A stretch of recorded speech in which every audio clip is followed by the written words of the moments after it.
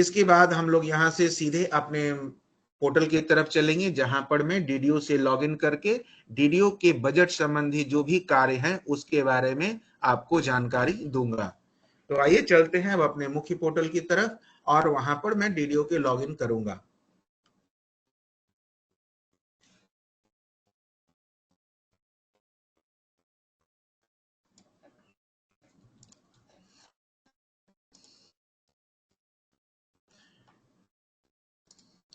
जैसा कि आप देख रहे हैं अपने ब्राउजर में जाकर आपको जो आई पोर्टल दिया गया है उसकी आप अपने पोर्टल को स्टार्ट करते हैं। जैसे आप अपने पोर्टल पे को शुरू करते हैं, ये स्क्रीन जो आपके आप अभी दर्शाई गई है सामने में, ये स्क्रीन आपके सामने प्रस्तुत होती है।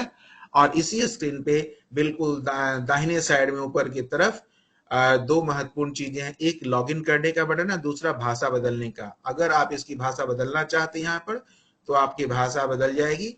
और अगर यहाँ पर आप लॉगिन करने के प्रक्रिया में जाना चाहते हैं, जैसा कि अभी हमें जाना है आपको प्रशिक्षण देने के लिए, तो आप लॉगिन बटन क्लिक करेंगे। लॉगिन बटन क्लिक करते ही लॉगिन बॉक्स आपके सामने प्रस्तुत हो जाता है, जिसमें आपको यूजर नेम और पासवर्ड डालना होता है।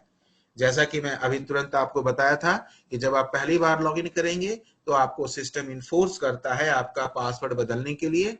और पासवर्ड बदलने के दौरान आपका फोन नंबर और ईमेल आईडी सिस्टम के द्वारा मांगा जाएगा, जो मैंडेटरी तौर से आपको देना है। अब आइए हम लोग डीडीओ मेकर की लॉगिन करते हैं और बजट बनाने की प्रक्रिया की तरफ चलते हैं। जैसा कि आप देख रहे हैं मैं एक डीडीओ की लॉगिन कर रहा हूं।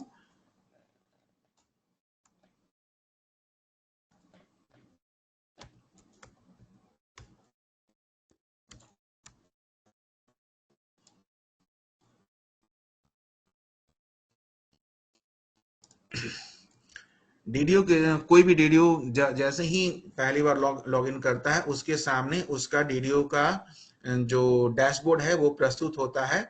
उस डैशबोर्ड पे बहुत सारे आइकन्स आपके हो सकते हैं, लेकिन अभी फिलहाल बजट प्लानिंग एंड प्रिपरेशन का आइकन आपके सामने है। इसके अलावा ऊपर के जो सेक्शन में देखेंगे तो ऑफिस ऑर्डर और नोटिफिकेशन है, जहां पर आपके जो करंट ऑफिस के ऑर्डर्स और नोटिफिकेशन होते हैं वो आते रहते हैं, जिसे कि मैं हाईलाइट करके आपको दिखा रहा हूं। इसके अलावा जो पुराने ऑफिस के ऑर्डर्स नोटिफिकेशन होते हैं उन्हें सिस्टम आर्काइव में डाल देता है। और archive notification and orders, office orders आपको आर्काइव सेक्शन में मिलेंगे। इसके अलावा मैं आपको बताना चाहूंगा कि किसी भी स्टेज में आपको लगता है कि आपको फीडबैक के देने की जरूरत पड़ती है, तो आप अपने दाहिने तरफ बिल्कुल जो आपका यूजर आईडी बना हुआ है जिसमें कि आपके डीडीओ कोड अंडरस्कोर मेकर लिखा, उसके बगल में आप क्लिक करेंगे और वहां से ऐड फीडबैक बटन पे जाकर आप अपना फीडबैक भेज सकते हैं। फीडबैक भेजने के लिए जो जो जरूरी सूचना है आपको इसमें दर्ज करना, लाइक बग टाइप, प्रायोरिटी, किस तरह की प्रायोरिटी है, आपको प्रोसेस, किस प्रोसेस से ये प्रॉब्लम हुआ है, उस प्रोसेस का यूआरएल, अर्थात जो आपके ब्राउजर में टॉप पे जो यूआरएल आता है उसकी कॉपी अगर जो इसमें आप डाल देंगे, उसका यूआरएल डाल देंगे, तो इफमिस नेक्स्ट की जो टीम है उसको सहायता मिलती है जल्दी से उस बग को सॉल्व करने में। इसके अलावा आप टेक्स्ट के फॉर्म में अपने जो स्टेप्स है, जिस स्टेप में ये प्रॉब्लम हुआ वो लिख सकते हैं, बग के डिस्क्रिप्शन डाल सकते हैं, या जो इशू है या सुझाव है उसको भी आप डिस्क्रिप्शन में डाल सकते हैं। और इतना के बाद आप अंत, अगर जो आपको लगता है कि स्क्रीनशॉट जरूरी है, जो कि ज्यादातर केसेस में जरूरी होती भी है, तो आप उसका स्क्रीनशॉट लगा के अपलोड डॉक्यूमेंट में अपलोड मार सकते हैं। तो ये अभी आपको मैं बता रहा था कि पोर्टल पे यूज के करने के दौरान अगर कहीं भी लगे कि आपको अपना फीडबैक देना है तो अपना फीडबैक किस प्रकार से आप दे सकते हैं। अब हमारा अगला लक्ष्य होगा कि हम बजट की प्रविष्टि करने की प्रक्रिया की तरफ चले, और उसके लिए हमें budget planning and preparation icon को क्लिक करना है। जैसे ही मैंने budget planning and preparation icon को क्लिक किया, आप देख रहे हैं कि हमारे सामने एक स्क्रीन प्रस्तुत हुआ है जिसमें जिसका ऊपर में लिखा हुआ है पहले जो हेडिंग है बजट प्रपोजल इंस्ट्रक्शन। लेकिन महत्वपूर्ण जानकारी जिसे मैं हाईलाइट कर रहा हूं कि आपने जिस डीडीओ लॉगिन से लॉगिन कर रखा है उसके ऑफिस और डिटेल यहाँ पर आपके सामने प्रस्तुत है। इसके अलावा आप किस डिपार्टमेंट से बिलोंग करते हैं तो आपके डिपार्टमेंट के नाम भी जैसा कि मैं हाईलाइट कर रहा हूं आपके सामने प्रस्तुत हैं। इसके अलावा जैसा कि आप देख पा रहे हैं सीरियल नंबर है, जो ग्रिड में की तरफ मैं जा रहा हूँ ग्रिड की तरफ, तो वहां पे सीरियल नंबर है। बजट टाइप में आपको बताना चाहूंगा कि हम लोग एनुअल बजट के लिए ये पूरी एक्सरसाइज कर रहे हैं। दूसरा है फाइनेंशियल ईयर, तो हम लोग फाइनेंशियल ईयर 26-27 के लिए एक्सरसाइज हो रही है। इसके अलावा budget proposal, budget estimate and revise estimate, ये सारे कॉलम्स अभी शून्य शून्य नजर आ रहे हैं। इसकी वजह यह है कि अभी तक डीडीओ के द्वारा इस डीडीओ के द्वारा बजट इनिशिएट नहीं किया गया है। जैसे ही इनिशिएट कर देगा एक बार डीडीओ, तो अपने आप इन इन इस स्क्रीन पे इनके वैल्यूज आने लगेंगे, इनके आंकड़े आपके सामने आने लगेंगे। अब बिल्कुल राइट साइड में चले आते हैं जहां पर एक नारंगी रंग का तीर का निशान वाला बटन बना हुआ है। इस बटन को जब आप क्लिक करते हैं तो आपकी जो इसमें जो टूल टिप आता है, गो फॉर द प्रोसेस, अर्थात अपनी प्रोसेस को प्रारंभ करें। किस प्रोसेस को? तो बजट बनाने के प्रोसेस को प्रारंभ करना है। अब मैं जब इस बटन को क्लिक करता हूं तो ये तुरंत ही हमारे स्क्रीन पे एक मैसेज आता है, मैप विथ बीसीओ। इस मैसेज का आना हमें यह बतलाता है कि एज ए डीडीओ जिस यूजर से हमने लॉगिन किया है, हमें हमारे जो डीडीओ का बीसीओ से मैपिंग नहीं है।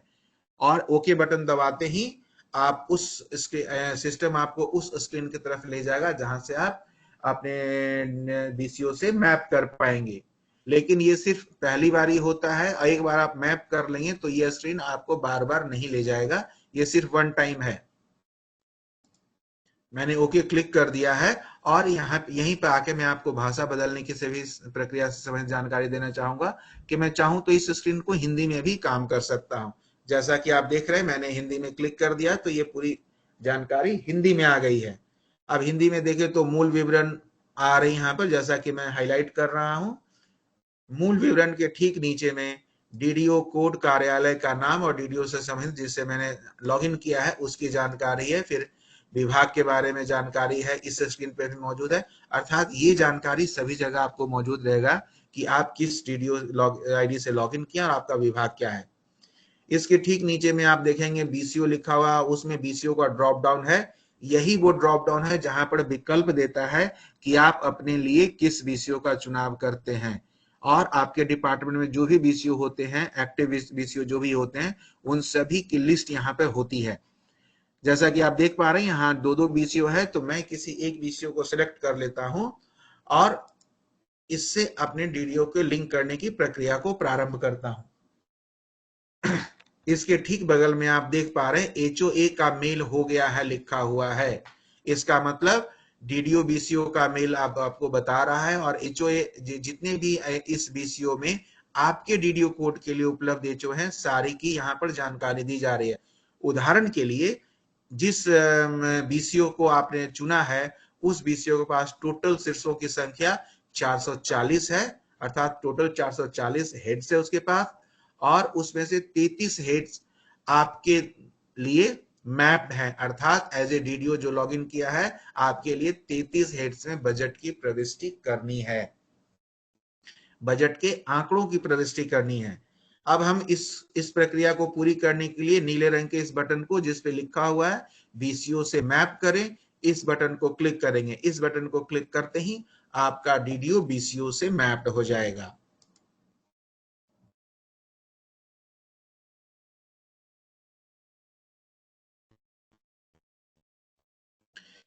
जैसा कि देख रहे हैं कि हम जिस स्क्रीन से गए थे वहीं पे हमें वापस आ गए हैं और अब हमारा डीडीओ बीसीओ से मैप हो गया है।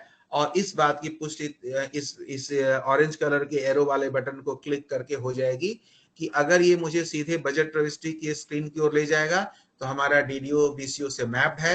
अगर ये हमें मैसेज बॉक्स देके वीडियो बीसीओ से मैप करने वाली स्क्रीन पे ले जाता है तो इसका मतलब होता है कि यह मैप नहीं है। तो आइए क्लिक करते हैं इस ऑरेंज कलर के बटन पर और देखते हैं कि हमें बजट प्रविष्टि की ओर ले जाता है कि नहीं। जैसा कि हम लोगों ने किया था कि हम लोगों ने अपने डीडीओ को बीसीओ से मैप कर लिया था, तो इस बार इसने हमें कोई वार्निंग नहीं दी और सीधे बजट प्रविष्टि स्क्रीन की तरफ ले गया। अब मैं इस बजट प्रविष्टि स्क्रीन से आपका परिचय कराना चाहूंगा। जैसा कि आप देख रहे हैं ऊपर में बजट अनुमान लिखा हुआ है, अर्थात बजट एस्टिमेट की हमें एंट्री इस स्क्रीन से करनी है, एस्टिमेट्स की एंट्री करनी है। और एक्सपेंडिचर में जैसा कि मैं बताना चाहूंगा आपको कि डीडीओ के स्तर पे जो जिस चीज की प्रविष्टि होती है वही एक्सपेंडिचर की एंट्री होती है, और इस डीडीओ के स्तर पे जो भी आंकड़े एंटर किए जाएंगे वो रुपए में करना है आपको। हालांकि आपके पास आंकड़ों को देखने का विकल्प रुपया या हजारों में स्क्रीन पे इस टॉगल बटन को क्लिक करके उपलब्ध है। आप जब भी इस टॉगल बटन को क्लिक करेंगे तो स्क्रीन पे जो भी आंकड़े हैं वो हजारों में दिखाने लगेगा, और जब इस बटन को आप ऑफ कर देंगे तो जो भी आंकड़े हैं वो रुपए में वापस दिखाने लगता है। साथ ही साथ हर एक डीडीओ को इस बात का ख्याल रखना है कि जो भी आंकड़े की प्रविष्टि होगी बजट संबंधी वो आपके द्वारा हमेशा रुपए में करना है। भले ही आप उनको आंकड़ों को हजारों में देख सकते हैं करके इस टॉगल बटन की मदद से, लेकिन सारे आंकड़ों की प्रविष्टि जो होगी वो हमेशा रुपए में करनी है। अब इस स्क्रीन के बारे में थोड़ा सा और परिचय लेते हैं। जैसा कि मैंने बताया था जब जिस वक्त हम बीसीओ से मैप कर रहे थे, हमें सिस्टम ने जानकारी दी थी कि 400 कुछ हेड्स में से 33 हेड्स ही इस डीडीओ के लिए उपलब्ध है। सो यहीं पर इस जानकारी की ये पुष्टि कर रहा है फिर से कि 33 हेड्स जिस डीडीओ को से हमने लॉगिन कर रखा है उस पे उपलब्ध है बजट प्रविष्टि के लिए। दूसरी महत्वपूर्ण जानकारी लेखा, एक्चुअल अकाउंट्स। इसमें आप पाएंगे क्या, एक्चुअल अकाउंट्स में जो आंकड़े हमें पिछले 2024-25 के उपलब्ध हैं उसकी जानकारी दी जा रही है। इन आंकड़ों पर जब आप अपना माउस पॉइंटर लेके जाएंगे तो इन आंकड़ों की जो वैल्यूज है वो शब्दों में भी बताए जा रहे हैं। उदाहरणतः 3,15,00,000 रुपए, जो कि अभी आंकड़े हमारे सामने प्रस्तुत हैं। इसके अलावा बजट अनुमान अर्थात बीई 2025-26 के आंकड़े आपके सामने प्रस्तुत हैं। आगे के सेक्शन में देख रहे हैं कि गत 12 माह का वास्तविक व्यय के आंकड़े मौजूद हैं, और उसके अगले हिस्से में आप पाएंगे जिसको मैं हाईलाइट कर रहा हूं। उम्मीद है कि हम हाईलाइट कर रहे हैं तो आपको दिख रहा होगा। यहां पर बजट अनुमान 2026-27 के आंकड़े मौजूद हैं। यहाँ पर आप ये सवाल मन में उठ सकता है कि जब बजट अनुमान 2026-27 अभी लिया ही जा रहा है तो ये आंकड़े कहां से आ रहे हैं। तो वास्तव में देखेंगे कि जो गत 12 माह का वास्तविक व्यय है उसी को बजट अनुमान के टेंटेटिव ईयर में सिस्टम के द्वारा दिखाया जा रहा है, जिसके बारे में हम ऐसी उम्मीद करते हैं कि आप जरूरत के हिसाब से इन आंकड़ों में जरूरी बदलाव करेंगे एज ए डीडीओ। अब हम लोग चलते हैं अगले सेक्शन की तरफ जहां पर बजट अनुमान प्रस्ताव मौजूदा 33 हेड्स के लिए इसमें एंट्री करने के लिए आपके साथ उपलब्ध है, आपके सामने उपलब्ध है। इन हेड्स को जब आप एक्सपैंड करेंगे तो आपको उन तमाम हेड्स की डिटेल्स आपको मिलेंगे, लेकिन उससे पहले इस ग्रिड में मौजूद अलग अलग कॉलम्स के बारे में आपको बता देना चाहेंगे। पहला कॉलम है क्रमांक, दूसरा है शीर्ष का विवरण, तीसरा है व्यय लेखा एक्चुअल अकाउंट 2024-25 का एक्चुअल अकाउंट के आंकड़े प्रस्तुत कर रहा है। अगला कॉलम है इसमें बजट अनुमान बीई 2025-26। उसका अगला कॉलम है 8 माह अर्थात अगस्त 2024 से मार्च 2025 तक का एक्चुअल एक्सपेंडिचर दर्शाया गया है। 4 माह अर्थात अप्रैल 2025 से जुलाई 2026 तक के जो एक्चुअल एक्सपेंडिचर हैं वो उनके आंकड़े इनमें दर्शाए गए हैं। उसके अगले कॉलम में पाएंगे तो ये 4 महीने और 8 महीने के आंकड़ों का योग अर्थात गत 12 माह का वास्तविक व्यय के आंकड़े दिखाए गए हैं, और यही वास्तविक व्यय सिस्टम द्वारा टेंटेटिव बजट अनुमान बीई के रूप में वर्ष 2026-27 के बजट के लिए दर्शाया गया है। अगेन मैं आपका दोहराना चाहूंगा कि ये जो बजट अनुमान 26-27 के जो आंकड़े दिखाए जा रहे हैं ये टेंटेटिव हैं, और आपको इसमें अपनी जरूरत के हिसाब से, अपने हिसाब से और फाइनेंस डिपार्टमेंट के गाइडलाइंस के हिसाब से इसमें जरूरी एंट्रीज या बदलाव करने हैं। जैसा कि देख पा रहे हैं नीचे में सारे आंकड़े उपलब्ध हैं। इससे पहले कि बजट प्रविष्टि के आंकड़ों के तरफ जाएं, हम दूसरी चीजों के कुछ दूसरे भी जो विकल्प हैं जिनमें कि डीडीओ को उसमें काम करना है उनके बारे में भी बता देना चाहेंगे। ऐसे तो आप देख रहे हैं कि टोटल 33 हेड्स आप में अर्थात शीर्ष मौजूद है, लेकिन ऐसा भी सिचुएशन आ सकता है किसी डीडीओ के सामने कि 33 हेड्स तो हैं, लेकिन वो एक ऐसा हेड भी चाहता है जो वर्तमान समय में उसके पास नहीं दर्शाए जा रहे हैं, लेकिन उसके बीसीओ में वो हेड मौजूद है। ऐसी स्थिति में आपको अपने बीसीओ के जो हेड्स हैं उसको अपने उन हेड्स को अपने पोर्टल में शामिल करना होता है। इसके लिए ऊपर दिखाया गया है हरे रंग का बटन।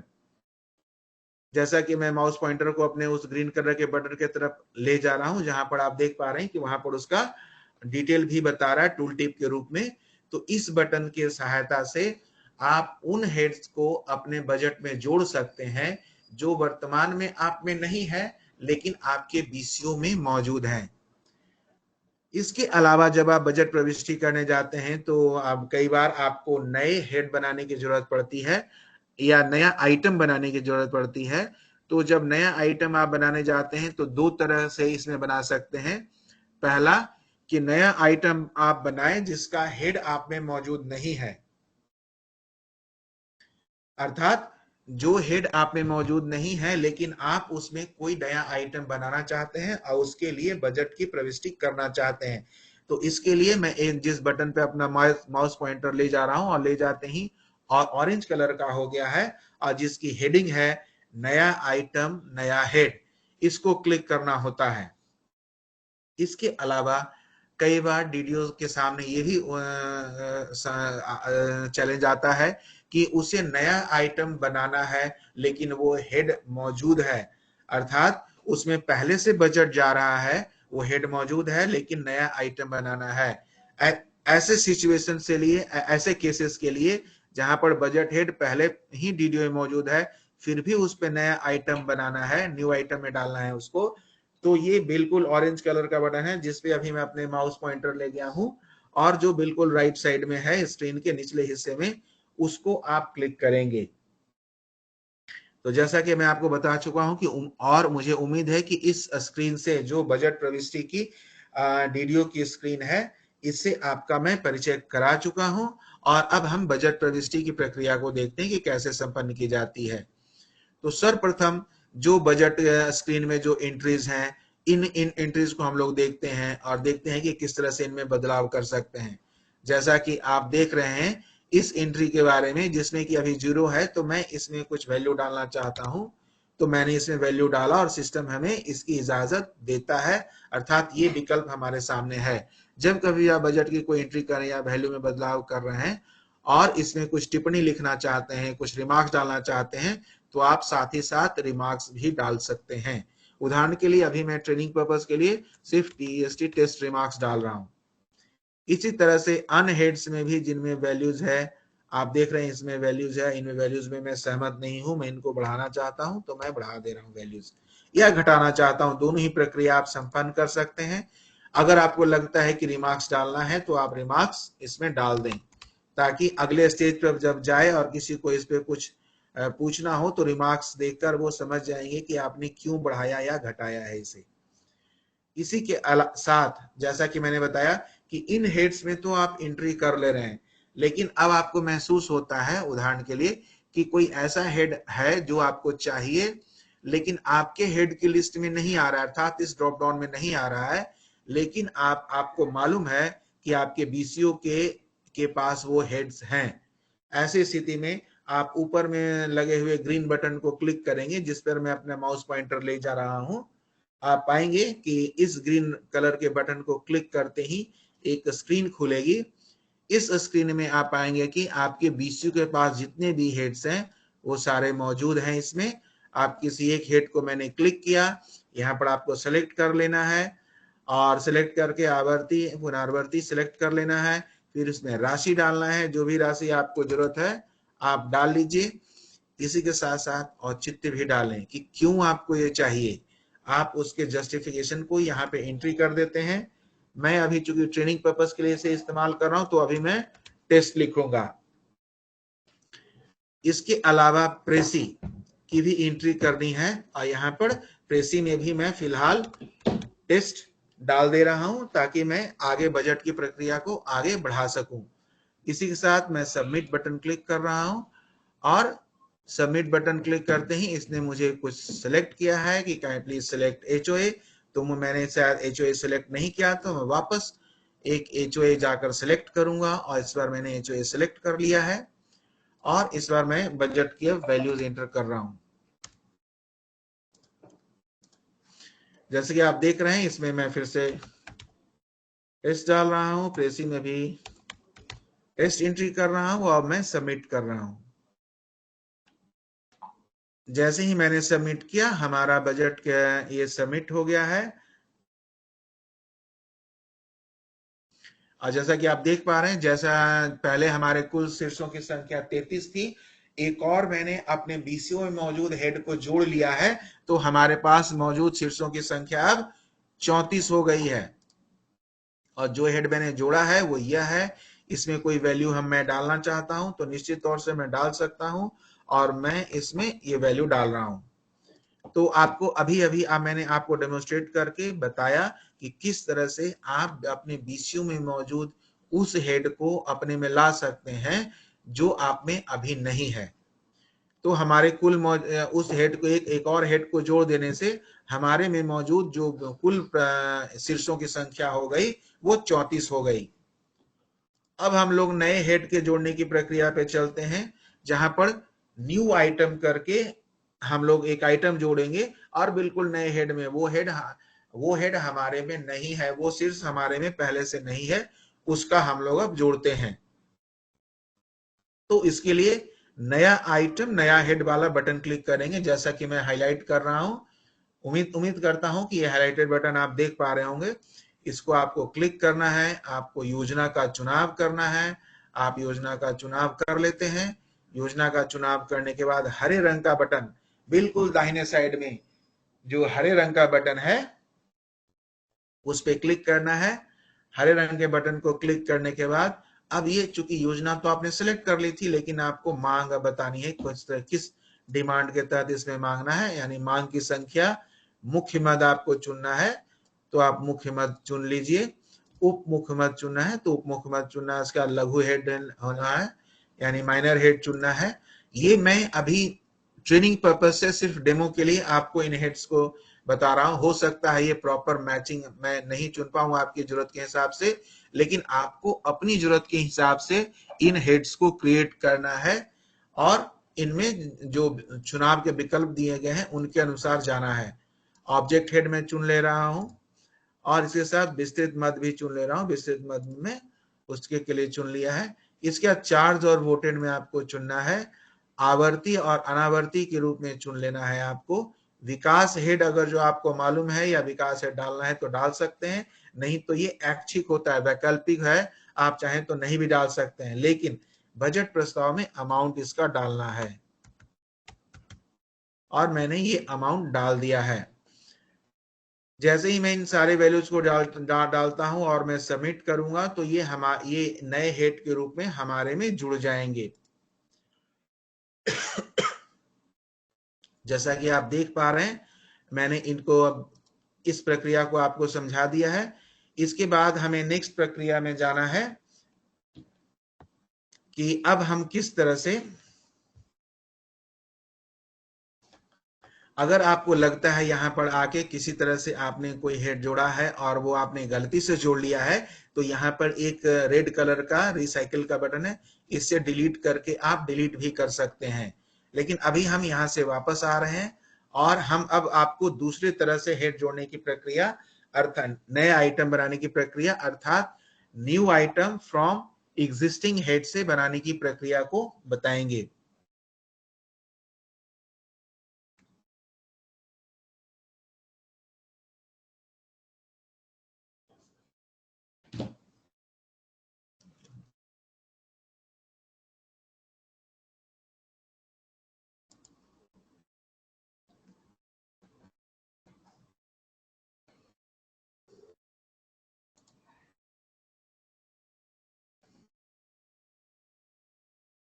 थोड़ी सी तकनीकी कठिनाई की वजह से हमारा सिस्टम से बंद हो गया। अभी हम तुरंत प्रारंभ कर रहे हैं उसको। तो जैसा कि आप बताया था, अभी पोर्टल पे जा रहे हैं वापस से अपने से। और पोर्टल में हम वीडियो की लॉगिन करेंगे।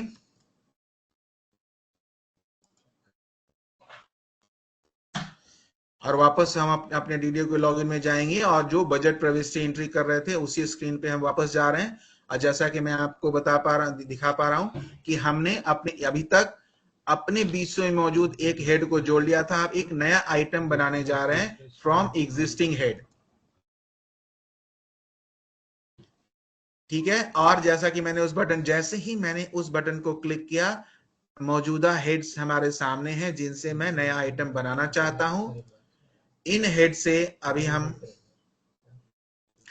इसमें से हम एक हेड का चुनाव करते हैं। इस हेड के चुनाव में अगेन हमें अपनी अमाउंट दर्ज करने हैं और साथ में रिकरिंग और नॉन रिकरिंग ये रहेगा, इसका भी हमें डालना है। साथ ही साथ प्रस्तावित राशि डालनी है जो कि मैं अभी डाल रहा हूं। प्रस्तावित राशि डालने के बाद आप क्यों ये नया आइटम बनाना चाहते हो इसके औचित्य को जस्टिफाई करना है आपको और जस्टिफिकेशन डालना है। यहाँ पे ट्रेनिंग पर्पस के लिए अभी सिर्फ मैं टेस्ट लिख रहा हूं और इसके साथ प्रेसी भी आपको एंट्री करनी है और प्रेसी में भी मैं टेस्ट डाल रहा हूं। आपके कई लोग पिछले दिन ट्रेनिंग में मैं जब दे रहा था तो कुछ लोगों ने पूछा कि सर प्रेसी क्या है। तो एक बार फिर मैं आपको बताना चाहूंगा कि प्रेसी एक तरह से समरी है न्यू आइटम की, कि आप ये जिसमें आप लिखते हैं कि क्यों ये न्यू आइटम चाहिए और इसका पर्पस क्या है और कहाँ इस्तेमाल होगा। और इसके बारे में विस्तृत जानकारी आपको चाहिए तो बजट बुक के पिछले हिस्से में किसी बजट बुक को ले लें और उसके पिछले हिस्से में आप जाएंगे तो आप पाएंगे कि न्यू आइटम के साथ एक प्रेसी लगी हुई रहती है। उस प्रेसी के स्ट्रक्चर को देख के आपको पता चल जाएगा कि प्रेसी में क्या एंट्री जाएगी।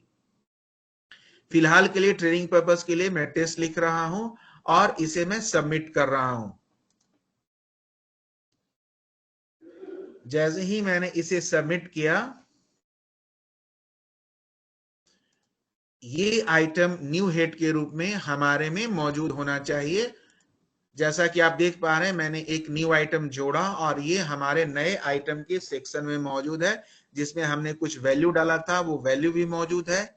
एक बार आपने इस आइटम को अपने में जोड़ लिया और इसके वैल्यूज को में आप अगर बदलाव करना चाहते हैं तो आप निश्चित तौर से बदलाव कर सकते हैं। जैसा कि मैं दिखा रहा हूं आपको कि हम इसमें बदलाव कर रहे हैं वैल्यूज को और बदलाव हो गया।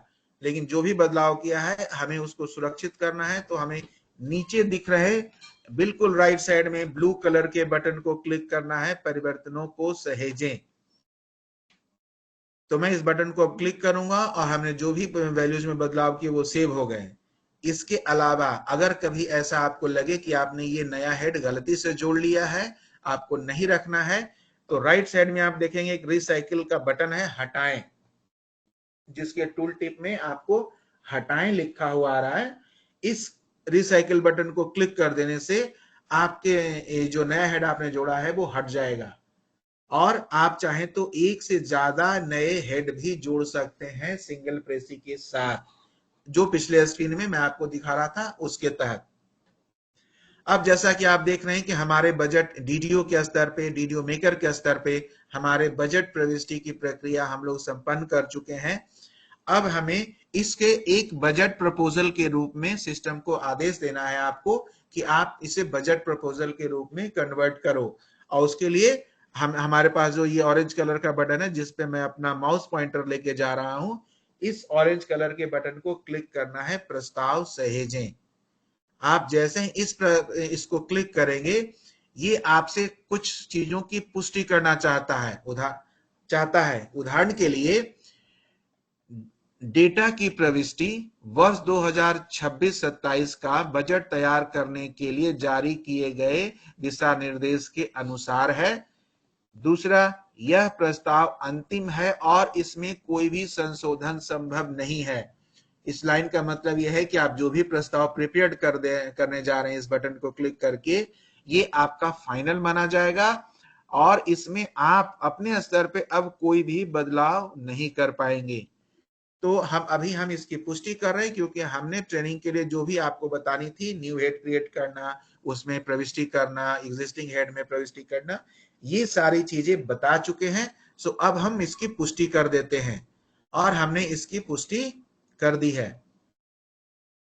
अब आप जैसे ही इसकी पुष्टि करते हैं, यह प्रस्ताव तैयार हो गया है, लेकिन इस प्रस्ताव को आपको आगे भेजना है। और आपका नेक्स्ट स्टेप अर्थात अगला चरण क्या है? डीडीओ अप्रूवर, यानी कि ये जो डीडीओ मेकर के द्वारा जो ये प्रस्ताव तैयार किया गया है, इसे अब हमें डीडीओ अप्रूवर पे अनुमोदन के लिए भेजना है। और उसके लिए हमें नीचे दिखाए गए ब्लू कलर के बटन को क्लिक करना है, जिसपे मैं अपना माउस पॉइंटर अभी आप ले गया हूं। इस बटन को आप जैसे ही क्लिक करेंगे, यह प्रस्ताव आपका आपके डीडीओ अप्रूवर पर चला जाता है। तो अब चलते हैं हम अपने अगले चरण की ओर, अर्थात नेक्स्ट स्टेप की ओर, जहां पर हम डीडीओ अप्रूवर के लॉगिन से लॉगिन करेंगे और देखेंगे कि हमारे जो मेकर ने प्रस्ताव भेजा है उस पे डीडीओ अप्रूवर के लॉगिन में क्या क्या कार्य करने के ऑप्शंस मौजूद हैं और क्या क्या स्क्रीन मौजूद है। तो हम अब इस लॉगिन से लॉग आउट हो रहे हैं।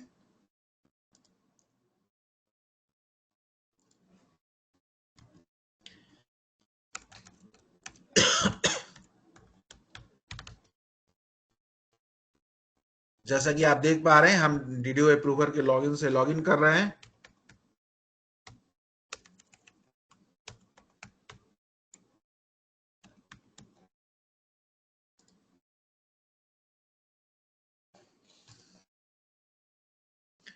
हमने डीडीओ अप्रूवर के लॉगिन से लॉगिन की है और जैसे ही हम लॉगिन करते हैं, हमारे सामने डीडीओ अप्रूवर का डैशबोर्ड मौजूद है।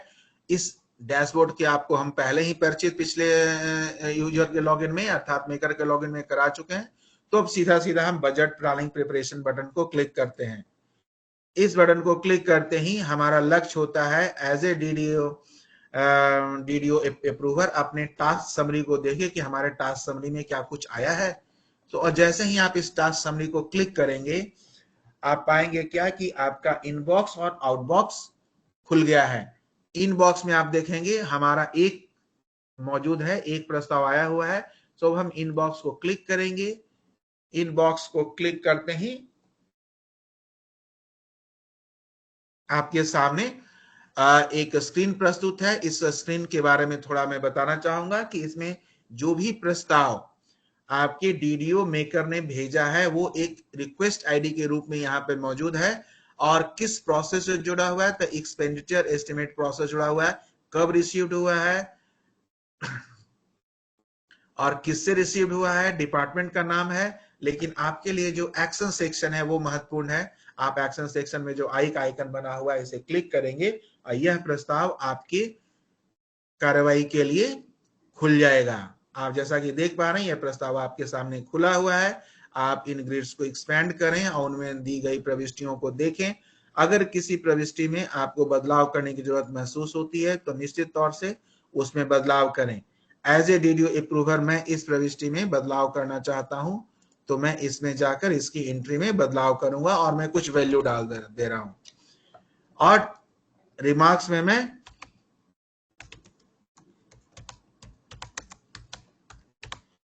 कुछ टेक्स्ट मैंने डाल दिए हैं।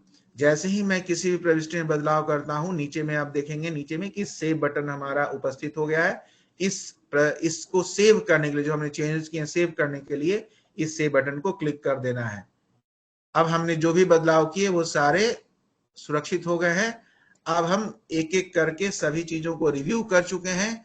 हमारा अगला स्टेज होता है एक्शन सेक्शन में, जिसे मैं यहाँ पर हाईलाइट कर रहा हूं। उम्मीद है कि आपको ये विजुअल होगा।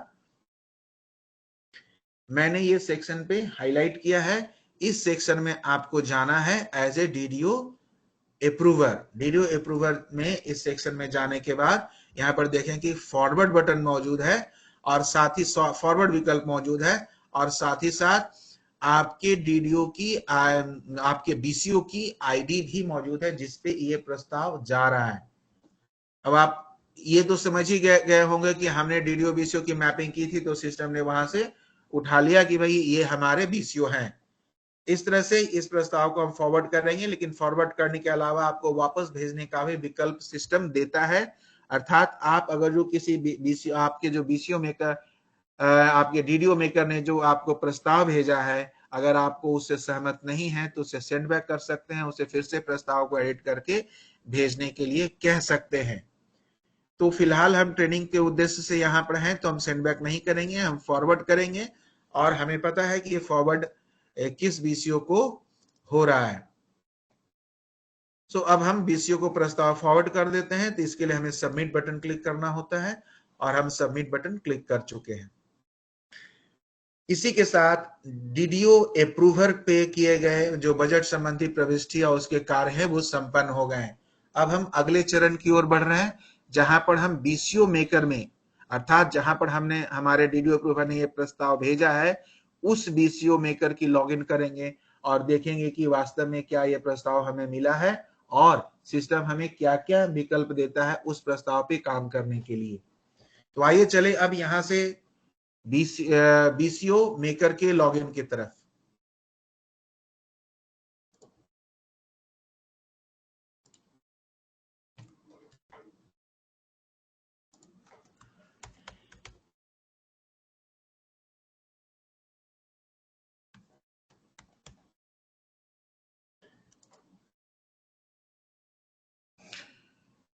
जैसे ही मैंने बीसीओ मेकर की लॉगिन की, हमारे सामने उसका डैशबोर्ड मौजूद है। इस डैशबोर्ड का परिचय आपको मैं पहले ही दे चुका हूं। इसमें आपको budget planning in present preparation button को क्लिक करना है। इस बटन को क्लिक करते ही आपको सिस्टम सीधा सीधा बीसीओ के डैशबोर्ड की तरफ ले जाता है, जहां पर इस नीचे में यहां देखेंगे जिसको मैं हाईलाइट कर रहा हूं, ये बीसीओ की ट्रैकिंग, आपके डीडीओ की ट्रैकिंग है। अर्थात जितनी भी डीडीओ जिन्होंने अपने आप को आपसे लिंक किया है, आपने उसे मैप किया है, उन सभी की लिस्ट यहाँ मौजूद होगी। उनमें से कितने लोगों ने प्रस्ताव भेजा है, कितने लोगों ने नहीं भेजा है, ये सारी जानकारी इस सेक्शन में मौजूद होती है, जिसे मैंने हाईलाइट कर रखा है। एक बार फिर से देखिए, ये वो सेक्शन है जिसे मैं हाईलाइट कर रहा हूँ। इसी सेक्शन में वो सारी जानकारी मौजूद होती है, जिसके आधार पे कोई भी बीसीओ अपने अंडर लिंक किए गए डीडीओज की ट्रैकिंग कर सकता है। इसके बाद हमारा अगला स्टेप होता है कि हम सीधा सीधा अपने इनबॉक्स की तरफ जाएं, और इनबॉक्स जाने के लिए हमें टास्क समरी पे जाना पड़ता है। सो हम टास्क समरी बटन को क्लिक कर रहे हैं। टास्क समरी क्लिक बटन को क्लिक करते ही हमारे सामने जो इनबॉक्स है उसमें आप देख रहे होंगे कि उस इनबॉक्स में एक प्रस्ताव आया हुआ है। अब उस प्रस्ताव को हम क्लिक करेंगे। जैसे ही इनबॉक्स में हमने उस इनबॉक्स को क्लिक किया, सीधा सीधा सिस्टम हमें इनबॉक्स में मौजूद प्रस्ताव की तरफ ले गया। और हर एक प्रस्ताव की एक यूनिक आईडी होती है, रिक्वेस्ट आईडी होती है। उसी रिक्वेस्ट आईडी को यहाँ दर्शाया गया है। इसी के साथ इस स्क्रीन को मैं आपको पहले ही इस स्क्रीन से आपकी परिचय में करा चुका हूं। अब अगला स्टेप है कि राइट साइड में एक्शन बटन में मौजूद, एक्शन सेक्शन में मौजूद इस ब्लू कलर के बटन को क्लिक करते हैं और हम बजट प्रस्ताव से संबंधित बीसीओ के कार्य को प्रारंभ करते हैं। जैसे ही हम इसमें आते हैं, पहला काम होता है कि जो भी डीडीओ से आपके पास प्रस्ताव आया है, आप उसे वेरीफाई करें, उसे चेक करें। और हम एक एक करके चेक करते हैं कि हमारे पास प्रस्ताव प्रॉपर तरीके से आए हुए हैं। जैसा कि आप देख रहे हैं कि एक न्यू आइटम भेजा था और कुछ जो हमारे पास हेड मौजूद थे उनमें हमने वैल्यूज एंटर करके भेजे थे, तो वो यहाँ मौजूद हैं। डीडीओ और बीसीओ में एक और अंतर होता है कि डीडीओ हमेशा रुपए में काम करेगा और बीसीओ के पास जो विकल्प है वो हजार में काम करता है। तो यहाँ पर आप देख रहे हैं ज्यादातर आंकड़े हजार में दिखाए जा रहे हैं, लेकिन आप चाहें तो इनको यहाँ पर टॉगल बटन यूज करके आप रुपये में भी देख सकते हैं। इसके लेकिन बीसीओ के स्तर पे हमेशा हजार में ही काम करना है। इसी के साथ आप देख पा रहे होंगे कि यहाँ पर जो आपके न्यू हेड्स के भी आंकड़े मौजूद हैं। सो हमने वेरीफाई कर लिया है। वेरीफाई करने के बाद एक्शन सेक्शन में हम जाते हैं, जिससे आपको मैं पिछले स्क्रीन में परिचय करा चुका हूं। एक्शन सेक्शन में जाकर आप देखेंगे कि बीसीओ मेकर के स्तर पे क्या क्या विकल्प मौजूद हैं। इसमें से सबसे नीचे में जो विकल्प है वेरीफाई, यानी कि इस प्रस्ताव को वेरीफाई कर सकते हो। दूसरा विकल्प है सेंड बैक। सेंड बैक का मतलब होता है कि आप इस प्रस्ताव से अभी सहमत नहीं हो, आप उसे वापस कर दो, आपका डीडीओ फिर से भेजेगा आपको। और सबसे एक नंबर पे जो विकल्प है रिजेक्ट, इसके बारे में आप थोड़ा सा बताना चाहो कि रिजेक्ट करने का ऑप्शन, जब आप किसी प्रस्ताव को रिजेक्ट करोगे तो न सिर्फ ये प्रस्ताव रिजेक्ट होगा, बल्कि जो डीडीओ ने बीसीओ से जो मैप कर रखा है, लिंक कर रखा है, वो लिंक और मैप भी खत्म हो जाता है। अर्थात इस प्रपोजल को अगर जो कोई बीसीओ रिजेक्ट कर देता है तो जो डीडीओ भेजा है, जो मैपिंग हुई है, वो भी हट जाएगी। तो इस चीज का, ये जो रिजेक्ट बटन का ऑप्शन का जो इस्तेमाल है वो तभी करना है जब कोई बीसीओ डीडीओ गलती से किसी और बीसीओ के पास अपना प्रस्ताव भेज दे और किसी और बीसीओ से लिंक हो जाए। ऐसी स्थिति में ये अधिकार बीसीओ के पास है कि उस प्रपोजल को रिजेक्ट करके बीसीओ चाहे तो डीडीओ को अपने से अनलिंक कर सकता है, अनमैप्ड कर सकता है। तो ट्रेनिंग पर्पस के लिए अभी हम वेरीफाई, इस प्रस्ताव को वेरीफाई कर देंगे और वेरीफाई सिलेक्शन के बाद सबमिट बटन क्लिक करेंगे। जैसे ही हम सबमिट बटन क्लिक करते हैं, ये प्रस्ताव वेरीफाई हो गया और हमारे इनबॉक्स से हट चुका है। इसके बाद जो इसका अगला चरण आता है, जिसमें कि हम एज ए बीसीओ, जैसा कि आप जानते हैं कि किसी भी बीसीओ के पास एक से ज्यादा डीडीओ हो सकते हैं और हर एक डीडीओ अपने अपने हेड्स में प्रस्ताव भेजते हैं। तो बीसीओ के लेवल पर जितने भी प्रस्ताव आते हैं उनको हेड वाइज सिस्टम कंसोलिडेट करने की सुविधा देता है। अर्थात अलग अलग डीडीओ से जितने शीर्षों में प्रविष्टियां आई हैं उनको शीर्ष के हिसाब से कंसोलिडेट करके बीसीओ के सामने सिस्टम प्रस्तुत कर सकता है और उसमें बीसीओ को परिवर्तन के लिए भी अवसर प्रदान करता है। अब आते हैं कंसोलिडेशन प्रोसेस पर, बजट एक्सपेंडिचर कंसोलिडेशन। इसको क्लिक करते हैं। इसको जैसे आप क्लिक करेंगे, यहाँ पर राइट साइड में आपको एक ऑरेंज कलर का एरो का निशान बना हुआ बटन मिलेगा। इस बटन को क्लिक करते ही आप कंसोलिडेशन की प्रक्रिया को प्रारंभ कर देते हैं। जैसा कि मैं आपको बताना चाहता हूं कि कंसोलिडेशन की प्रक्रिया जब आप प्रारंभ करते हैं तो ये ध्यान रखना है कि आपके अंडर जितने भी डीडीओज हैं उन सभी लोगों ने प्रस्ताव भेज दिए हैं। अगर किसी ने नहीं भेजा है और आप कंसोलिडेशन की प्रक्रिया शुरू कर देते हैं तो सिस्टम आपको ऐसे तो वार्निंग देता है, लेकिन अगर उसके बावजूद भी आप प्रस्ताव को कंसोलिडेशन में ले जाते, सिस्टम को कंसोलिडेट करने के लिए कहते हैं, तो ऐसी स्थिति में जो डीडीओ बच गए हैं उनका जो डिफॉल्ट वैल्यू है, अर्थात लास्ट 12 ईयर का एक्सपेंडिचर, उसी वैल्यू को लेकर, उसी आंकड़े को लेकर सिस्टम कंसोलिडेट कर देता है। अर्थात जिन डीडीओज ने आपको वैल्यूज नहीं भेजा उनके जो डिफॉल्ट आंकड़े हैं, अर्थात 12 मंथ के जो व्यय है, वार्षिक व्यय है, उसी आंकड़े को बजट एस्टिमेट 2026-27 के आंकड़े के रूप में लेकर आगे बढ़ा देता है। तो आइए अब हमें इस प्रपोजल इसमें आ गए हैं और इसमें देखते हैं कि इसे किस तरह से सिस्टम में कंसोलिडेशन की प्रक्रिया होती है। कंसोलिडेशन के दौरान सिस्टम आपको उसमें मौजूद आंकड़ों को एडिट करने का मौका देता है। उदाहरण के लिए हम यहाँ देख रहे हैं कुछ वैल्यूज डाले हुए हैं और एज ए बीसीओ मेकर हम इस वैल्यू से सहमत नहीं है तो हम इसमें चेंजेस कर दे रहे हैं और यहाँ से 8 के जगह हम 88,000 कर दे रहे हैं। ध्यान देना है कि बीसीओ के लेवल पे आंकड़े हजार में एंट्री किए जा रहे हैं और डीडीओ के स्तर पे आंकड़े रुपए में एंट्री किए जाते हैं। तो हमने डेमोन्स्ट्रेशन के लिए, ट्रेनिंग के लिए एक वैल्यू बदल के देखा और फिर हम अब जैसे ही वैल्यू में किसी भी आंकड़े में बदलाव करते हैं तो हमारे सामने सेव चेंजेस का बटन उपस्थित हो जाता है और अब हम इसे क्लिक कर रहे हैं चेंजेस सेव करने के लिए। आप अपने जैसे ही चेंजेस सेव कर लेते हैं, अब आपका जो अगला स्टेप होता है कि आप इसे एक प्रस्ताव के रूप दें, अर्थात इसे एक प्रपोजल के रूप में सेव करें। अभी तक ये आपके पास आंकड़े के रूप में है, अब हम सेव प्रपोजल जैसे ही करेंगे सिस्टम इसे एक प्रपोजल के रूप में कन्वर्ट कर देगा और उस प्रपोजल को अगले स्टेज पर, अगले स्टेप पे हम लोग भेज सकते हैं। तो आइए अब क्लिक करते हैं सेव प्रपोजल। सर्टेन कंफर्मेशन मांगता है सिस्टम, कंफर्मेशन को कंफर्म करें और अब ये जो बजट संबंधी एस्टिमेट था एक प्रपोजल के रूप में कन्वर्ट हो गया है। लेकिन प्रपोजल के रूप में कन्वर्ट होना ही काफी नहीं है, आपको इसके अगले चरण के लिए सबमिट करना होता है और ये प्रक्रिया होती है सबमिट बटन को क्लिक करने से।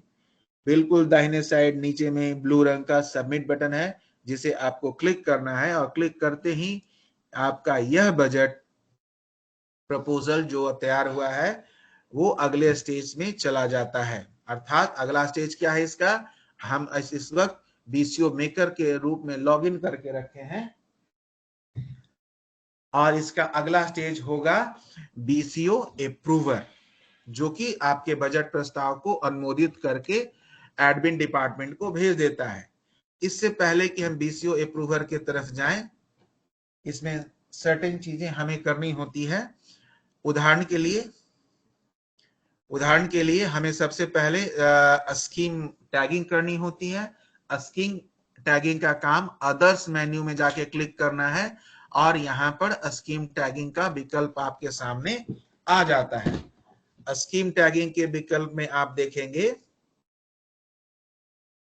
कि डिफरेंट स्कीम्स आपके सामने मौजूद है। इनकी टैगिंग करेंगे हम।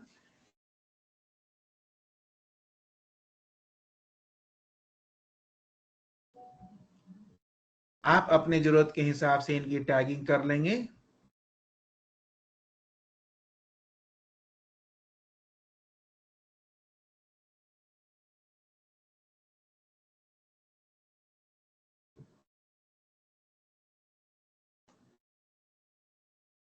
और सेव कर देंगे। जैसे ही आप सेव करते हैं, यहां से अब आपको वापस आप अपने स्क्रीन पे चले जाते हैं बजट कंसोलिडेशन पर, और वहां पे देखेंगे कि ये आपको जो टैगिंग वाले, इसके अलावा आपको इस स्क्रीन पे जाइए, देखिए यहाँ पर ब्लू कलर की एक हल्की नीले रंग की स्क्रीन है, स्कीम लिस्ट। स्कीम लिस्ट में जाकर आपको सिलेक्ट करना है और अपडेट करना, इनके आंकड़े को भरना है बतौर बीसीओ। तो आप इनके आंकड़े को इसमें भरते हैं और फिर अपडेट करते हैं।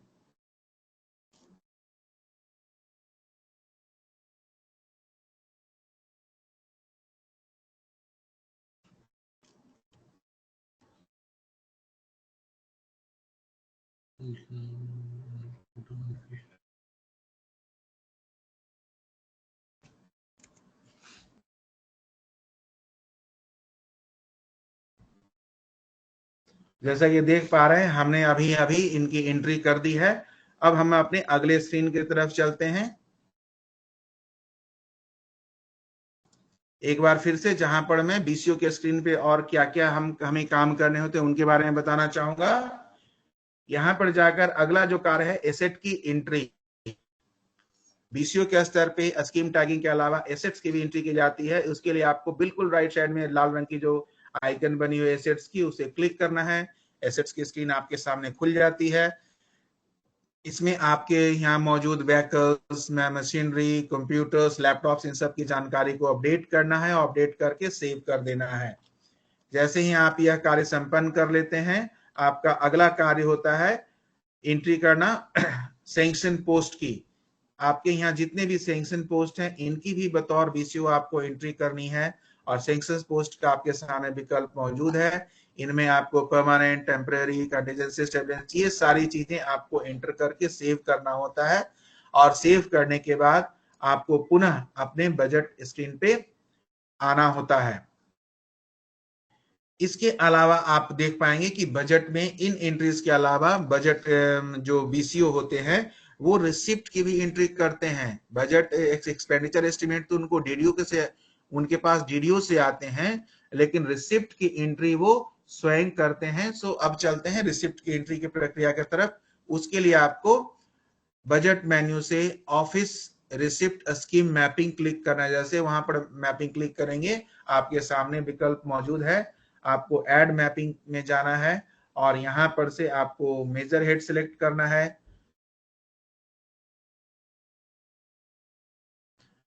और स्कीम सिलेक्ट कर लेनी है, और इसमें सबमिट कर देना है। जैसे ही आप सबमिट करते हैं, वो स्कीम आप पे मौजूद आ जाती है, और आप सीधे बजट रिसिप्ट एस्टिमेट में स्क्रीन पे जाते हैं।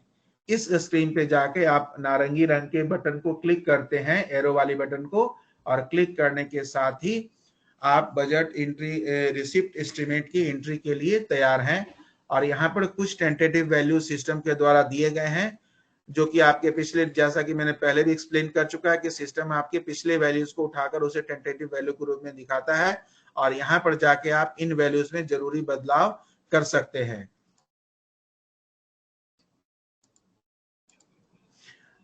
और इनमें बदलाव करने के बाद आप सेव कर लेते हैं। इनको सेव करने के बाद हम बैक हो जाते हैं जी। इस तरह से आप अपने बजट रिसिप्ट की एंट्री यहां से कर लेंगे। अब तक हमने देखा कि डीडीओ का कार्य क्या होता है, उसके बाद डीडीओ से भेजे गए प्रस्ताव पर बीसीओ कैसे काम कर सकता है और बीसीओ रिसिप्ट की एंट्री कैसे कर सकता है, एसेट की एंट्री कैसे कर सकता है, स्कीम टैगिंग कैसे कर सकता है।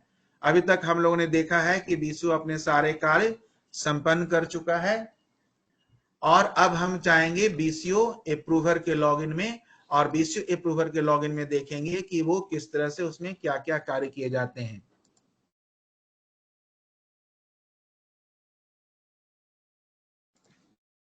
अब हम बीसीओ अप्रूवर के लॉगिन में जा रहे हैं।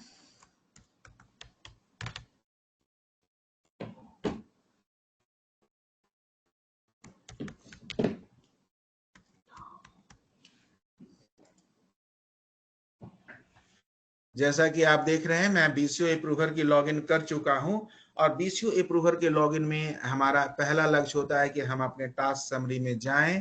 टास्क समरी में जाने के बाद हम इनबॉक्स खोलें। इनबॉक्स में हमारा जो प्रस्ताव बीसीओ मेकर ने हमें भेजा है वो मौजूद है।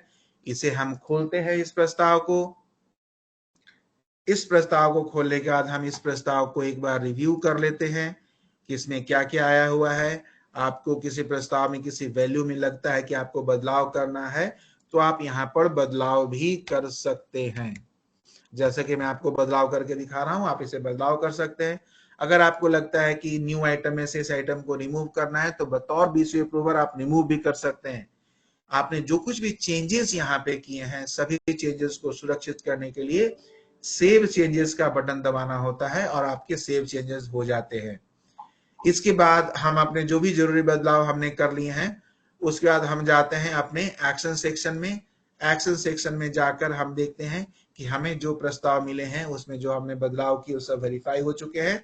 अभी हमें फॉरवर्ड कर देना है और ये फॉरवर्ड करने की जो प्रक्रिया है एक्शन सेक्शन में आप देख रहे हैं कि मैं मेडिकल एजुकेशन डिपार्टमेंट के लिए लॉग इन किया हूं तो ये पहले से मुझे बता रहा है कि फॉरवर्ड करें मेडिकल एजुकेशन डिपार्टमेंट के एडमिन की ओर, अर्थात एडमिन मेकर।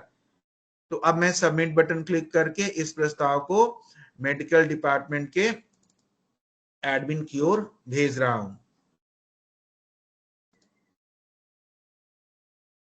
इस तरह से पाएंगे क्या कि बतौर बीसीओ अप्रूवर जो हम मेरे बीसीओ मेकर से प्रस्ताव हमें आया था हमने उसे एडमिन डिपार्टमेंट प्रशासनिक विभाग को भेज दिया है।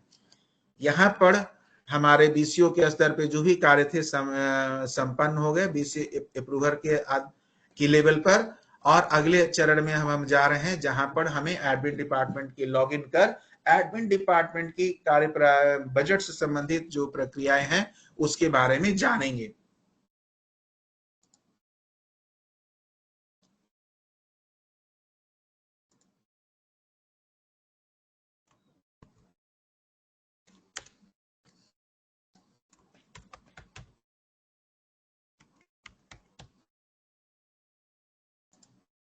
जैसा कि आप देख पा रहे होंगे हमने एडमिन डिपार्टमेंट के मेकर से लॉगिन किया है और एडमिन डिपार्टमेंट के मेकर के ये एक डैशबोर्ड है जो कॉमन है, सभी जगह कॉमन डैशबोर्ड अभी चल रहा है। तो सीधा सीधा हम बजट प्लानिंग इन प्रिपरेशन को क्लिक करते हैं। क्लिक करने के बाद हम अभी टास्क समरी पे जाते हैं। सीधा सीधा हमारा लक्ष्य अपने टास्क समरी होता है। हम टास्क समरी पे गए हैं। टास्क समरी में हम अपने इनबॉक्स देखते हैं और इनबॉक्स जब खोलते हैं तो हमें पता चलता है कि हमारे इनबॉक्स में जो हमने आइटम भेजा था वो यहाँ मौजूद है। अब इस आइटम को हम क्लिक करते हैं। इस आइटम को क्लिक करते ही हमारा जो रेफरेंस आईडी है, हर एक प्रस्ताव जब हमारे पास कोई भेजता है तो उसे एक यूनिक रेफरेंस आईडी से सिस्टम रिकॉर्ड करके रखता है। तो इस प्रस्ताव को के रेफरेंस आईडी को हम देख सकते हैं, कहाँ से आया ये भी देख सकते हैं, किस डिपार्टमेंट से है ये तो हमें मालूम ही है। तो अब इस एक्शन सेक्शन में अब जाते हैं और सीधा सीधा हम इस ब्लू कलर के आइकन को क्लिक करते हैं बजट से संबंधित एडमिन डिपार्टमेंट की प्रक्रिया को देखने के लिए। जैसा कि आप देख पा रहे हैं एडमिन डिपार्टमेंट में हम इन बजट को इन हेड्स को जब एक्सपेंड करते हैं तो इनमें मौजूद वैल्यूज को हम देख पा रहे हैं और इन वैल्यूज को हम रिव्यू कर रहे हैं एक एक करके ताकि हम इनको देख पाए। सारी वैल्यूज को रिव्यू करने के बाद आप पाएंगे क्या कि ज्यादातर वैल्यूज हमें सही लग रहे हैं। तो अगला हमारा एक्शन होता है इसमें एक्शन सेक्शन में जाकर बजट पे एक्शन लेना। बजट एक्शन में क्या करते हैं कि बतौर एडमिन डिपार्टमेंट मेकर जो भी हमारे पास हमारे बीसीओ से डेटा आया था हम उसे वेरीफाई कर देते हैं और ये वेरीफाई करने की प्रक्रिया बेहद साधारण है। आप एक बार इसे वेरीफाई कर दीजिए और सबमिट कर दीजिए। जैसे ही आप सबमिट कर देते हैं तो ये हमें समझना होगा कि जो एडमिन डिपार्टमेंट है उसके पास बहुत सारे बीसीओ से प्रस्ताव आते हैं और जब सारे प्रस्तावों को एक एक करके जब वो वेरीफाई कर देते हैं तो जो अगला चरण उनको करना है कि शीर्ष के हिसाब से अर्थात हेड वाइज इन बजट प्रस्तावों को कंसोलिडेट करके एक प्रपोजल के रूप में लाना होता है। तो अब हम कंसोलिडेशन की प्रक्रिया के तरफ जाएंगे। ध्यान रहे एक कंसोलिडेशन बीसीओ के ऊपर हुआ था और दूसरा कंसोलिडेशन आपके एडमिन डिपार्टमेंट के स्तर पे हो रहा है। तो आइए देखते हैं कंसोलिडेशन की प्रक्रिया सिस्टम कैसे करता है। तो इस मेन्यू को हम क्लिक करते हैं। अगेन हमारे पास एक सबसे राइट साइड में गो फॉर प्रोसेस का ऑरेंज कलर का एरो का तीर का निशान का बटन बना हुआ है। हम इसे क्लिक करते हैं और जैसे ही हम इसे क्लिक करते हैं बजट कंसोलिडेशन की प्रक्रिया प्रारंभ हो जाती है। लेकिन जैसा कि आप ट्रेनिंग के दौरान इस समझ रहे होंगे कि हम लोग एक डीडीओ एक बीसीओ को लेकर आपको प्रशिक्षण दे रहे हैं, तो अब ये सिस्टम हमें वार्निंग दे रहा है कि आपके दूसरे बीसीओ के प्रस्ताव नहीं आए हैं, आप उनके प्रस्ताव के बिना ही क्या आगे बढ़ना चाहते हैं। अगर हम हाँ कर दे तो जिन बीसीओ का प्रस्ताव हमें नहीं मिला है उनके डिफॉल्ट वैल्यू अर्थात उनके 12 माह के कुल एक्चुअल एक्सपेंडिचर के वैल्यू को प्रस्ताव के रूप में लेकर सिस्टम ऑटोमेटिक आगे बढ़ा देगा, यानी प्रस्ताव तैयार कर देगा। अर्थात किसी भी हालत में सिस्टम वेट नहीं करेगा, आप अगर जो इंस्ट्रक्ट कर देंगे तो आगे बढ़ जाएगा। और ध्यान रखना है कि इस पूरी प्रक्रिया को फाइनेंस डिपार्टमेंट द्वारा एक निर्धारित समय के अनुसार पूर्ण करना है। अगर वो समय पार हो जाता है और आप उस प्रक्रिया को पूरी नहीं करते हैं तो सिस्टम अपने आप उस डेट को सारे प्रस्तावों को उनके डिफॉल्ट वैल्यूज जो अभी तक मौजूद उसी के साथ अपने आप प्रोसेस कर देगा। तो हमें उम्मीद है कि आप सभी लोग अपने अपने प्रस्ताव समय पे सबमिट करेंगे और सिस्टम को कम से कम ऐसा अवसर मिले जहां पर वो ऑटोमेटिक सारे प्रस्तावों को सबमिट कर दे। फिलहाल के लिए ट्रेनिंग पर्पस के लिए हम इस प्रस्ताव को सबमिट करने सेव कर कंटिन्यू कर रहे हैं। हम जैसे ही सेव एंड कंटिन्यू करते हैं हमारा प्रस्ताव तैयार हो जाता है। अभी आप देख पा रहे होंगे कि ये प्रस्ताव तैयार हो चुका है हमारा। अब इस प्रस्ताव में कंसोलिडेशन करके हमारे पास आ चुका है इस कंसोलिडेटेड स्तर में लेवल पर अर्थात एडमिन डिपार्टमेंट मेकर के कंसोलिडेशन स्टेट में हम चाहें तो हेड वाइज इन प्रस्तावों के आंकड़ों में बदलाव कर सकते हैं। उदाहरण के लिए अगर यहाँ पर आंकड़ों में है और हमें लगता है कि वैल्यू जानी चाहिए तो हम यहाँ पे कुछ वैल्यू डाल सकते हैं। इसी तरह से रिवाइज एस्टिमेट में भी हमारे पास कोई आंकड़ा आ गया है तो हम इसे डाल सकते हैं। जैसे ही आप इन आंकड़ों में बदलाव करते हैं आप पाते क्या है कि सेव चेंज का बटन आ गया है और यहां से आप सेव चेंजेस के बटन क्लिक कर देते हैं। अब यहां से हम जो कुछ भी करना था सब कुछ कर चुके हैं। अब इसे पुनः एक प्रपोजल के रूप में तैयार करना है। ये प्रपोजल अब किसके लिए हो रहा है तो फाइनेंस डिपार्टमेंट के लिए जाएगा, लेकिन फाइनेंस डिपार्टमेंट के पास तभी जाएगा जब ये हम प्रपोजल पहले अपने एडमिन डिपार्टमेंट के अप्रूवर से अनुमोदित करा ले। तो पहला काम हमारा हो गया कि हमने प्रस्ताव को कंसोलिडेट कर लिया, एक प्रस्ताव के रूप में बना लिया। अब इस प्रपोजल को हम सेव करते हैं। हमने इस प्रपोजल को जब सेव कर रहे हैं तो हमें एक कंफर्मेशन देना है, हम कंफर्मेशन देते हैं। कंफर्मेशन देने के बाद हमारा ये प्रपोजल सेव हो गया है, लेकिन अर्थात प्रपोजल तैयार हो गया है एडमिन डिपार्टमेंट के अप्रूवर के पास जाने के लिए। लेकिन अभी तक गया नहीं है। जाएगा कब? जब आप इस सबमिट बटन को क्लिक करेंगे, अर्थात हम इस सबमिट बटन को क्लिक कर रहे हैं और हम इस प्रस्ताव को एडमिन डिपार्टमेंट के अप्रूवर के पास अनुमोदन के लिए भेज देते हैं। आप देख रहे हैं कि सबमिटेड सक्सेसफुली, तो यहां पर हमारा कार्य संपन्न हो गया है एडमिन डिपार्टमेंट मेकर का। अब हम इसके अगले चरण में जाते हैं, अर्थात एडमिन डिपार्टमेंट अप्रूवर, जहां पर अप्रूवर इस सबमिटेड प्रस्ताव का अनुमोदन कर देगा फाइनेंस डिपार्टमेंट के लिए। तो मैं एडमिन डिपार्टमेंट के अप्रूवर से लॉगिन कर जाता हूं।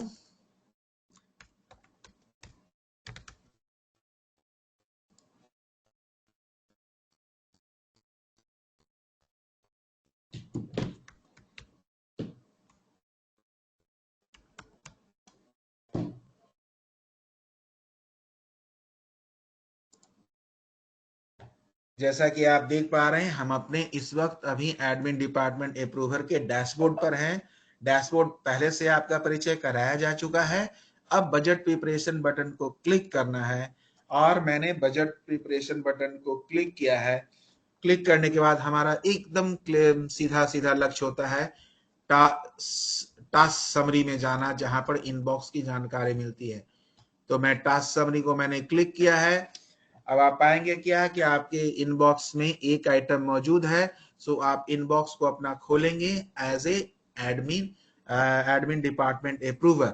इनबॉक्स में अगेन मैं जैसे हमेशा आपको परिचित करा रहा हूं कि हर एक प्रस्ताव एक यूनिक रिक्वेस्ट आईडी से जुड़ा हुआ रहता है। वो आईडी यहाँ पर मौजूद है जिसे मैंने हाईलाइट किया है। लेकिन मुख्य एक्शन आपको लेना है, बिल्कुल राइट साइड में जो एक्शन सेक्शन है उसे क्लिक करना है। एक्शन सेक्शन को जैसे ही आप क्लिक करते हैं, आपके सामने वो प्रस्ताव जो आपको एडमिन डिपार्टमेंट के मेकर ने भेजा था खुल जाता है। अब एक एक करके तमाम प्रस्ताव को आप रिव्यू कर लीजिए। जो भी इसमें है उन तमाम चीजों को आप देख सकते हैं। अगर आपको लगता है कि किसी प्रस्ताव में आपको जरूरी बदलाव करने हैं या किसी में आपको वैल्यू घटाने हैं बढ़ाने हैं, तो आप उनमें जरूरी बदलाव कर सकते हैं।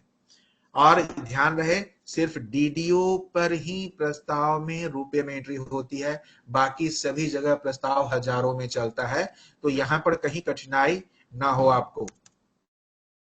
तो मैं इसमें वैल्यू अभी डाल रहा हूं और डालने के बाद मैं रिमार्क्स भी डाला हूं कि मैंने इसमें टेस्ट करने के लिए वैल्यू डाला है और सेव चेंजेस करके मैंने चेंजेस सेव कर दिए। अब मैं वापस अपने एक्शन सेक्शन में जाऊंगा और एक्शन सेक्शन में मैंने नया हेड जोड़ा था, ये भी कंफर्म हुआ कि नया हेड है हमारे पास।